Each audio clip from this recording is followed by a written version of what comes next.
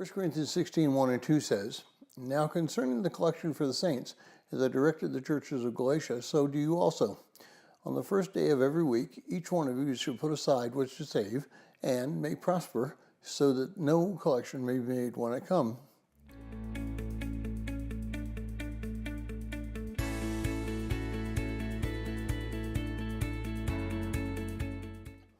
Well, if you're joining us and reading through this 90-day reading plan, today's reading is 1 Corinthians 16, and I encourage you to read that passage. Well, I'd like to spend just a few minutes speaking with you about money.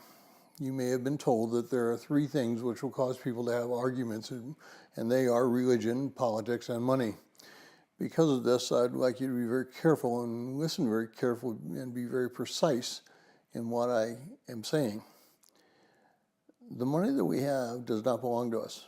This may startle you. If you grew up in a conservative religious world, you may have heard people talk about the tithe as if that were all of what you have to give. You might have been left with the opinion that 10% is God's and 90% is yours, and the only truth to that is that they both add up to 100%. Everything we have should be considered to be God's. Let's see if we can reason this out together. When we were born, we were naked. After the doctor cleaned us up, we were wrapped up in something that did not belong to us, and then let's assume that until we reached the end of our education, our parents still gave us much of what we owned.